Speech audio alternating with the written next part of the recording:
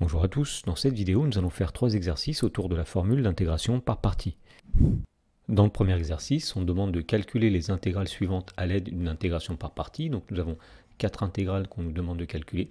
Et donc juste avant de faire cet exercice, on va commencer par rappeler cette formule d'intégration par partie. Et donc cette formule dit que si u et v sont deux fonctions, et bien l'intégrale de a à b de u fois v', et bien c'est u fois v pris entre a et b, moins l'intégrale de a à b de u' fois v. Alors, par exemple, dans la première question, on demande de calculer l'intégrale de 0 à pi de x fois cosinus de x dx. Donc, nous allons tout d'abord dire que x est la fonction u et que cosinus de x est la fonction v'. Donc, u égale x et v' c'est cosinus de x. Alors, on va chercher tout d'abord ce que peut être la fonction v si v' c'est cosinus de x. Une primitive de cosinus de x, c'est sinus de x, donc v sera sinus de x. Et la dérivée de x, c'est 1, donc nous dirons que u' égale 1. Donc à partir de là, on peut appliquer la formule d'intégration par partie, et on va dire que l'intégrale de 0 à pi de x cosinus de x dx, eh bien ce sera égal, donc tout d'abord nous allons faire u fois v, c'est-à-dire x sinus de x pris entre 0 et pi, moins l'intégrale de u' fois v, c'est-à-dire l'intégrale de 0 à pi de 1 multiplié par sinus de x, donc 1 fois sinus de x dx. Alors, cette intégrale est égale tout d'abord à x sinus de x appliqué en pi, c'est-à-dire pi sinus de pi, moins x sinus de x appliqué en 0, c'est-à-dire 0 fois sinus de 0. Et nous allons faire ici moins, donc l'intégrale de 1 fois sinus de x, c'est-à-dire l'intégrale de sinus de x. Pour calculer cette intégrale, il suffit de trouver une primitive de sinus de x. Alors on sait qu'une primitive de sinus de x, c'est moins cosinus de x, que nous allons évaluer entre 0 et pi. Donc ceci est égal à pi fois sinus de pi. Alors le sinus de pi, on sait qu'il est égal à 0, donc ça va donner 0. Moins 0 fois sinus de 0, donc ça va donner 0. Moins. Ici, nous allons évaluer moins cosinus de x en pi, c'est-à-dire moins cosinus de pi, moins cosinus de x appliqué en 0, c'est-à-dire moins, tout simplement, cosinus de 0.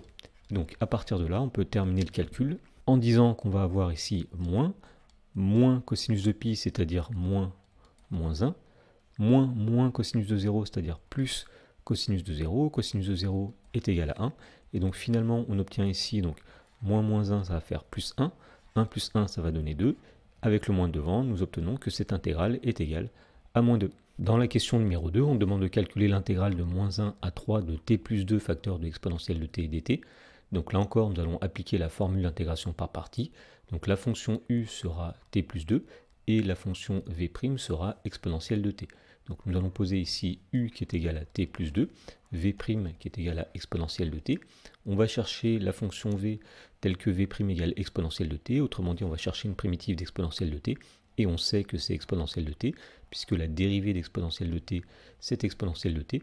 Et enfin, nous allons déterminer u'. U' c'est la dérivée de t plus 2, c'est-à-dire que c'est 1. Et donc, on en déduit que l'intégrale de la question 2, c'est-à-dire l'intégrale de moins 1 à 3 de t plus 2 exponentielle de t dt, sera égale, d'après la formule d'intégration par partie, donc tout d'abord à u fois v, c'est-à-dire t plus 2 exponentielle de t appliquée entre moins 1 et 3, moins l'intégrale de u' fois v, c'est-à-dire l'intégrale de moins 1 à 3 de 1 multiplié par exponentielle de t, comme ceci. Et donc on va obtenir ici, donc tout d'abord t plus 2 exponentielle de t appliquée en 3, c'est-à-dire 3 plus 2 exponentielle de 3, moins t plus 2 exponentielle de t appliquée en moins 1, c'est-à-dire moins 1 plus 2 exponentielle de moins 1. Moins, donc l'intégrale de moins 1 à 3 de 1 fois exponentielle de t, alors c'est-à-dire l'intégrale de exponentielle de t. Une primitive de exponentielle de t, on sait que c'est exponentielle de t. Et donc pour calculer cette intégrale, nous allons évaluer exponentielle de t entre moins 1 et 3. Alors cette intégrale est égale à 3 plus 2, c'est-à-dire 5 exponentielle de 3, moins, alors moins 1 plus 2 c'est 1, donc 1 exponentielle de moins 1, donc moins exponentielle de moins 1, moins exponentielle de t appliquée en 3, c'est-à-dire e de 3, moins exponentielle de t appliquée en moins 1, c'est-à-dire exponentielle de moins 1. Et donc pour terminer, nous allons réduire cette expression. Alors 5 exponentielle de 3 moins 1 exponentielle de 3, il reste 4 exponentielle de 3. Et ici, nous avons moins exponentielle de moins 1, moins exponentielle de moins 1. Les exponentielles de moins 1 vont disparaître, et donc finalement cette intégrale est égale à 4 exponentielle de 3. Dans la question numéro 3, on demande de calculer l'intégrale de 0 à 2 de 3x plus 1 exponentielle de moins x dx. Alors pour calculer cette intégrale, là encore nous allons appliquer la formule d'intégration par partie. Donc nous allons choisir pour fonction u 3x plus 1 et pour fonction v' exponentielle de moins x. Donc u c'est 3x plus 1 et v' est égal à exponentielle de moins x. Donc on va chercher la fonction v qui correspond à v' égale exponentielle de moins x. Autrement dit, on cherche une primitive de exponentielle de moins x, et on sait qu'une primitive de exponentielle de moins x, c'est moins exponentielle de moins x. Enfin, on détermine u', c'est-à-dire la dérivée de 3x plus 1. U' ici est égal à 3. Et donc on peut appliquer la formule d'intégration par partie en disant finalement que tout d'abord nous allons faire u fois v, c'est-à-dire 3x plus 1 fois moins exponentielle de moins x, appliqué entre 0 et 2, moins l'intégrale entre 0 et 2 de u' fois v, c'est-à-dire l'intégrale de 3 fois moins exponentielle de moins x, c'est-à-dire l'intégrale de moins 3 exponentielle de moins x dx. Alors ceci est égal à donc 3x plus 1 fois moins exponentielle de moins x appliqué en 2, c'est-à-dire 3 fois 2 plus 1 multiplié par moins exponentielle de moins 2, moins, on applique ici 3x plus 1 fois moins exponentielle de moins x en 0, c'est-à-dire 3 fois 0 plus 1 multiplié par moins exponentielle de moins 0. Et moins, donc l'intégrale de moins 3 exponentielle de moins x. Alors on peut tout d'abord utiliser la linéarité de l'intégrale qui va nous dire qu'on peut sortir le moins 3 en dehors de l'intégrale. Moins 3, ça va donner plus 3. Donc plus 3 fois l'intégrale entre 0 et 2 de exponentielle de moins x dx. Alors ceci est égal à 3 fois 2 plus 1, c'est-à-dire 7 fois moins exponentielle de moins 2, autrement dit moins 7 exponentielle de moins 2, moins 3 fois 0 plus 1, c'est-à-dire 1 fois moins exponentielle de moins 0, c'est-à-dire moins 1, moins 1, ça va donner plus 1, plus 3 fois l'intégrale de 0 à 2 de exponentielle de moins x dx. Alors, une primitive de exponentielle de moins x, on sait que c'est moins exponentielle de moins x que nous allons prendre entre 0 et 2. Et donc, ceci est égal à moins 7 exponentielle de moins 2 plus 1 plus 3 fois. Alors, tout d'abord, on évalue moins exponentielle de moins x en 2, c'est-à-dire moins exponentielle de moins 2, moins exponentielle de moins x appliqué en 0, c'est-à-dire moins exponentielle de moins 0. Et donc finalement, on obtient ici moins 7 exponentielle de moins 2 plus 1. Ensuite, nous avons plus 3 fois moins exponentielle de moins 2, c'est-à-dire moins 3 exponentielle de moins 2. Ici, nous avons moins exponentielle de moins 0, c'est-à-dire plus exponentielle de moins 0. Exponentielle de moins 0, c'est exponentielle de 0, c'est-à-dire 1. Donc ici, nous avons plus 1. 3 fois plus 1, ça va donner plus 3. Et donc finalement, nous obtenons ici donc moins 7 exponentielle de moins 2, moins 3 exponentielle de moins 2, ça donne moins 10 exponentielle de moins 2, plus 1 plus 3 va donner 4, donc ici nous avons plus 4. Dans la question numéro 4, on demande de calculer l'intégrale de 1 à e de 2t plus 1 multiplié par ln de t dt. Alors nous allons encore une fois appliquer la formule d'intégration par partie, mais nous allons voir que si on ne choisit pas le bon u et le bon v', il y a un petit souci. Par exemple, imaginons qu'on souhaite prendre ici la fonction u qui est 2t plus 1 et la fonction v' qui est ln de t. Donc nous aurons u égale 2t plus 1 et v' égale ln de t. Et bien là on se retrouve bloqué puisque lorsqu'on veut retrouver la fonction v qui est une primitive de ln de t, eh bien on ne la connaît pas. Donc dans ce cas-là, ce qu'il faut faire, c'est qu'on va prendre plutôt u la fonction ln de t et v' la fonction de t plus 1. Donc on pose u qui est égal à ln de t, donc la fonction u est ici, et on pose v' qui est la fonction de t plus 1, qui est la fonction qui est ici. Alors on connaît une primitive de 2t plus 1, puisque une primitive de 2t c'est t au carré plus une primitive de 1, on sait que c'est t, et on peut calculer tout simplement la dérivée de la fonction u, u', on sait que la dérivée de ln de t c'est 1 sur t. Maintenant, on peut appliquer la formule d'intégration par partie en disant que nous allons prendre tout d'abord u fois v appliqué entre 1 et e, c'est-à-dire ln de t multiplié par t au carré plus t appliqué entre 1 et e, moins l'intégrale de u'v, c'est-à-dire l'intégrale de 1 sur t fois t au carré plus t pris entre 1 et e, donc l'intégrale de 1 à e de 1 sur t facteur de t au carré plus t dt. Et donc ceci est égal tout d'abord à ln de t fois t carré plus t appliqué en e, c'est-à-dire ln de e facteur de e au carré plus e, moins ln de t fois t carré plus t appliqué en 1, c'est-à-dire ln de 1 multiplié par 1 au carré plus 1, moins donc l'intégrale de 1 à e de 1 sur t facteur de t carré plus t. Alors on va commencer par simplifier l'expression en distribuant le 1 sur t dans la parenthèse. Alors t au carré multiplié par 1 sur t, ça fait t carré sur t, il va rester tout simplement t, plus 1 sur t fois t, ça donne t sur t, il va rester 1. Donc finalement ici nous avons l'intégrale de 1 à e de t plus 1 dt.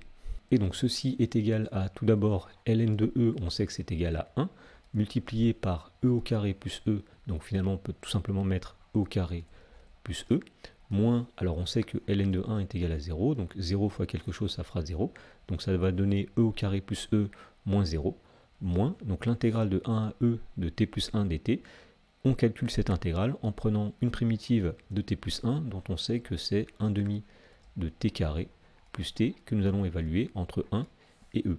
Et donc finalement cette intégrale est égale à e au carré plus e, moins, donc tout d'abord 1 demi de t carré plus t appliqué en e, c'est-à-dire 1 demi de e au carré plus e, moins l'expression 1 demi de t au carré plus t appliqué en 1, c'est-à-dire 1 demi multiplié par 1 au carré plus 1. Donc pour finir, on va réduire cette expression. Donc tout d'abord ici nous avons moins 1 demi de e au carré. Nous avions ici 1 e au carré. 1 moins 1 demi, ça va donner 1 demi. Donc ici nous avons 1 demi de e au carré. Ensuite nous avons e moins e qui va s'annuler. Et pour finir, ici nous avons 1 demi fois 1 au carré plus 1, ça va donner 3 demi. Moins 3 demi, ça va donner plus 3 demi. Finalement, l'intégrale est égale à 1 demi de e au carré plus 3 demi. Dans l'exercice suivant, on nous dit soit grand I l'intégrale de 1 à 9 de x racine de x dx. Et dans la première question, on demande à l'aide d'une intégration par partie de montrer que I est égal à 121 moins un quart de I. Alors pour faire cette intégration par partie, nous avons deux possibilités. Soit nous allons prendre U qui est la fonction x et V' qui est la fonction racine de x, ou bien nous pouvons prendre U qui est la fonction racine de x et V' qui est la fonction x. Alors on voit que le premier cas de figure n'est pas forcément le plus adapté puisqu'il va falloir trouver ici une primitive de racine de x, ce qui n'est pas facile. Donc nous allons nous lancer dans la deuxième possibilité, donc nous allons choisir U qui est la fonction racine de x et V' qui est la fonction x.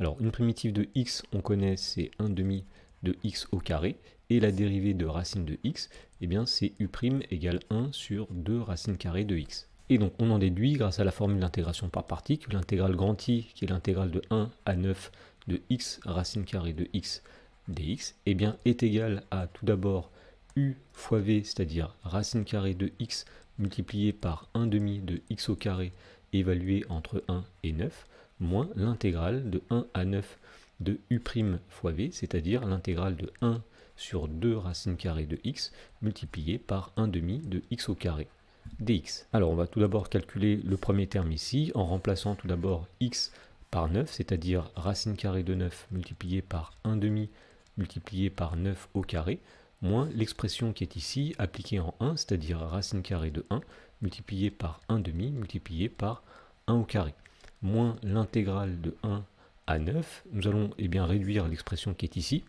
Alors 1 demi fois 1 demi va donner 1 quart multiplié par x au carré sur racine de x.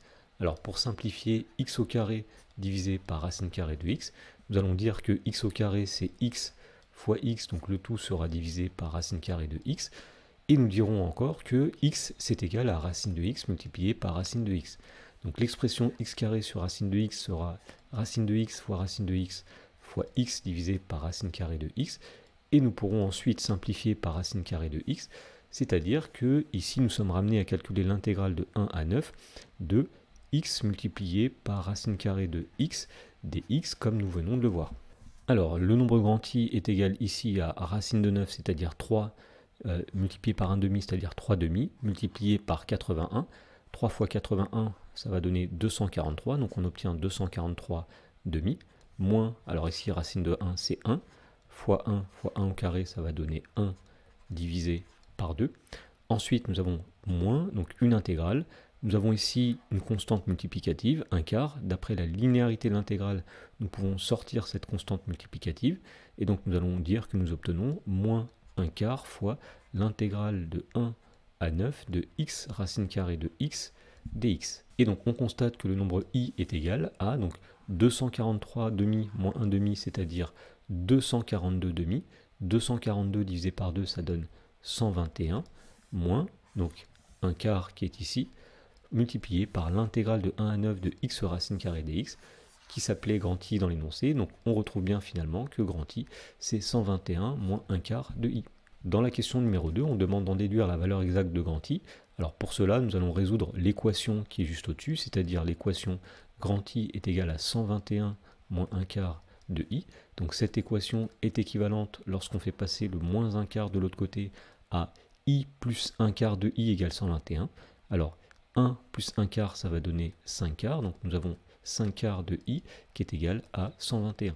Et donc pour obtenir i, nous allons multiplier des deux côtés par l'inverse de 5/4, c'est-à-dire par 4/5.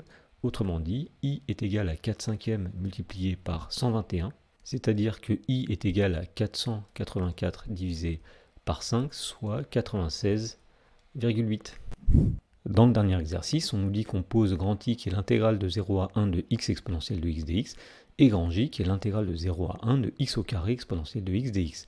Dans la première question, on demande à l'aide d'une intégration par partie de montrer que grand J est égal à e moins 2i. Donc nous allons calculer grand J avec une intégration par partie. Donc pour cela, on va dire que on pose u qui est égal à x au carré et v' qui est égal à exponentielle de x. Alors la fonction v qui est une primitive de v', c'est-à-dire une primitive de exponentielle de x, et bien v c'est e de x, et u' c'est la dérivée de x au carré, c'est 2x. Donc si on applique la formule d'intégration par partie, on dira que grand J, c'est tout d'abord u fois v, c'est-à-dire x carré e de x appliqué entre 0 et 1, moins l'intégrale de 0 à 1 de u' fois v, c'est-à-dire l'intégrale de 2x exponentielle de x dx. Donc grand J est égal tout d'abord à x carré e de x appliqué en 1, c'est-à-dire 1 au carré multiplié par exponentielle de 1, moins x carré e de x appliqué en 0, c'est-à-dire 0 au carré fois exponentielle de 0, moins, alors ici nous avons une constante multiplicative à l'intérieur de l'intégrale. D'après la linéarité, nous pouvons sortir cette constante multiplicative, et donc ici nous avons moins 2 multiplié par l'intégrale de 0 à 1 de x e de x dx. Et donc finalement, ici nous avons 1 au carré, c'est-à-dire 1 fois e puissance 1, c'est-à-dire e, 1 fois e, ça va donner e, moins 0, moins 2 fois l'intégrale de x e de x dx, mais cette intégrale portait un nom, elle s'appelait grand I, donc ici nous avons e moins 2 fois grand I. Dans la question numéro 2, on demande de calculer grand I à l'aide d'une deuxième intégration par partie. Alors nous allons poser ici u qui est égal à x et v' qui est égal à exponentielle de x. Alors v qui est une primitive de v', c'est-à-dire une primitive de e de x, c'est e de x, et u' qui est la dérivée de x, et bien u' sera égal à 1. Et donc pour calculer l'intégrale grand I, c'est-à-dire l'intégrale de x e de x dx entre 0 et 1, on applique la formule d'intégration par partie en disant que tout d'abord nous allons prendre u fois v, c'est-à-dire x e de x entre 0 et 1, moins l'intégrale de u' fois v, c'est-à-dire l'intégrale de 1 fois e de x entre 0 et 1, c'est-à-dire tout simplement l'intégrale de e de x entre 0 et 1. Ensuite, nous allons appliquer x e de x en 1, c'est-à-dire 1 fois exponentielle de 1, moins x e de x appliqué en 0, c'est-à-dire 0 fois exponentielle de 0, moins l'intégrale entre 0 et 1 de e de x dx, qu'on peut calculer puisqu'on connaît une primitive de e de x. Alors, une primitive de e de x, eh bien c'est e de x que nous allons appliquer entre 0 et 1. Et donc finalement, grand I est égal à 1 fois e puissance 1, c'est-à-dire 1 fois e, c'est e, moins 0, moins e de x appliqué en 1, c'est-à-dire e puissance 1, c'est-à-dire e, moins e de x appliqué en 0, c'est-à-dire e de 0, c'est 1. Et donc finalement, il reste ici e moins e, c'est-à-dire 0, moins 1, ça va donner 1, et donc grand I est égal à 1. Dans la question 3, on demande d'en déduire la valeur de l'intégrale grand J. Alors dans la première question, nous avions dit que grand J est égal à e moins 2 fois l'intégrale grand I. Alors nous avons dit dans la question précédente que grand I est égal à 1, donc J c'est E moins 2 fois 1. Autrement dit, grand J c'est E moins 2.